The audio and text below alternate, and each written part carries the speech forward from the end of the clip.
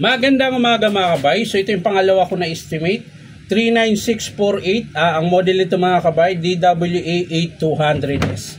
So yan mga kabay, sasaksak po natin. Ayan po.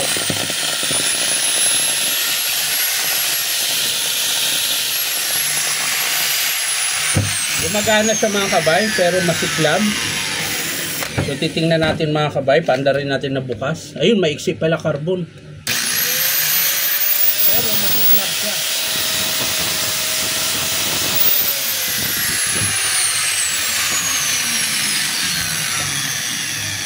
So gumana siya mga kabay, kaso lang pahinto-hinto yung andar niya, hindi siya dire-diretso. Ayan, so titingnan natin mga kabay, baka sa carbon lang. Ayan, dahil maiksi na po yung carbon niya, labas na yung stopper.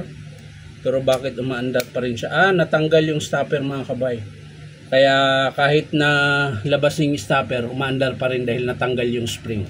So titingnan natin mga kabay, baka tinamaan yung armature nito. So kailangan nating silipin dahil nakalas yung spring ng stopper ng carbon. So bubuksan natin. Ayan. Para masilip natin yung armature kung buo pa. So sa mga nagtatanong mga kabay kung saan yung pwesto na pinapasukan ko, dito po ako sa Powerman Hardware 530 T. Alonso, Santa Cruz, Manila. Ayan, hanapin niyo lang po yung DeWalt na signboard. Bali ang katapat namin na tindahan ay yung Total.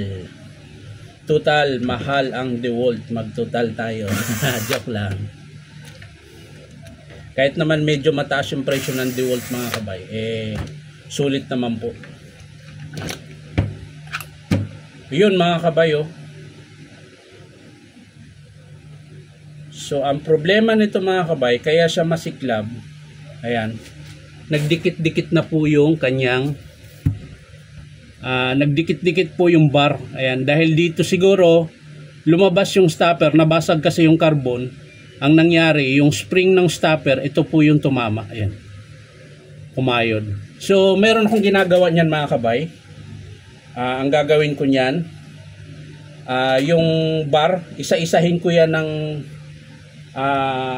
sungkit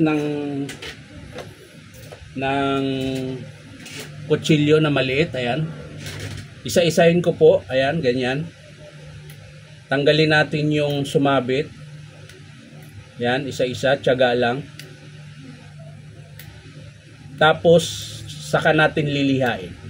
Ngayon, pag mawala yung siklab mga kabay, ibig sabihin, kaya po siya naging masiklab dahil yung bar niya merong nag-short. Ayan, dahil po doon sa spring ng carbon, nakayod po yung bar. Ayan, kaya lang naman po nakayod yung bar dahil po doon sa spring na nabasag yung carbon brush. Pero kung hindi nabasag yung mga kabay, hihinto lang dapat siya.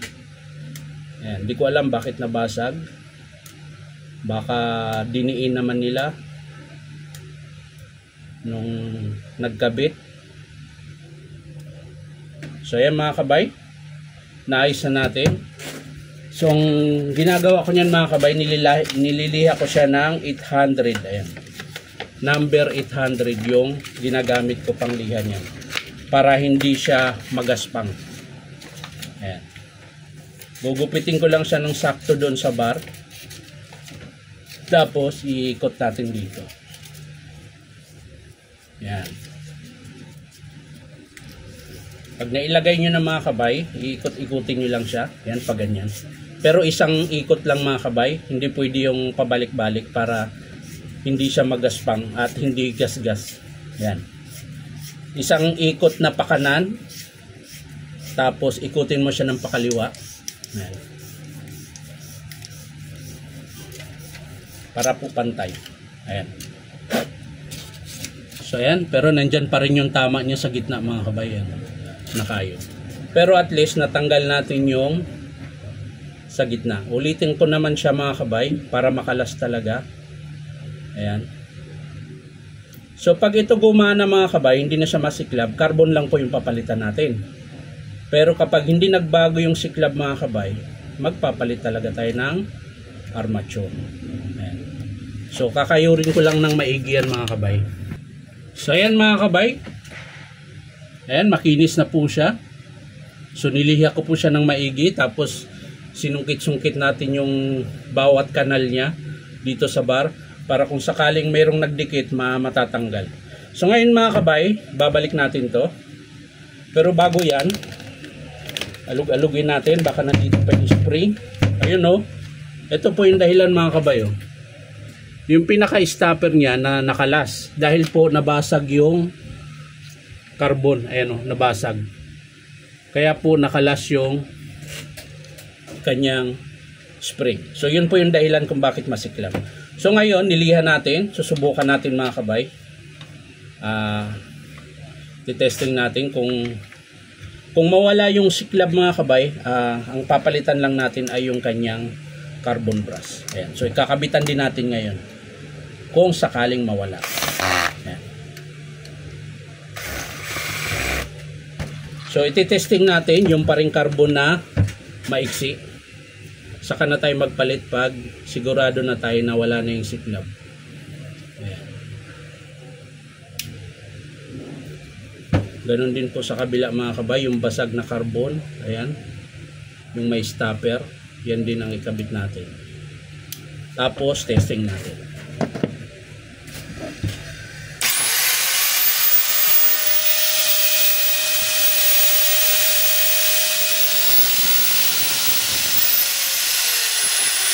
So nawala po yung malakas na siklab mga kabay. Meron siyang siklab konti, pero baka dahil dito sa maiksi na carbon. So ngayon, kakabitan natin ng mahaba. Ayan, hanap tayo dito ng carbon mga kabay na mahaba. Ayan, ito po. Mahaba po ito. So titingnan natin kung lahat ng siklab ay mawawala. Dahil maiksi yung kanina, subukan natin ng mahaba.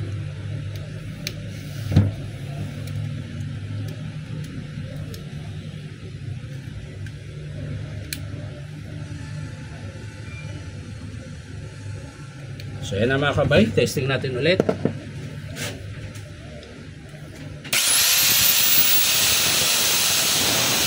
meron.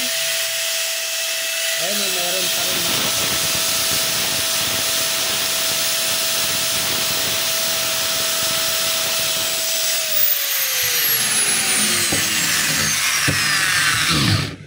So maaaring naapektuhan yung mga kabay dahil po doon sa kanyang spring na tumama doon sa armature. So ang gagawin ko dito mga kabay, estimate ko po yung armature niya.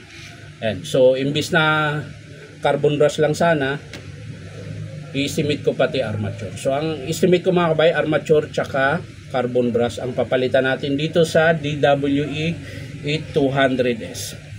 So sasara ko na ito mga kabay, hindi ko na ikabit yung lumang carbon, ititip ko na lang yun sa labas.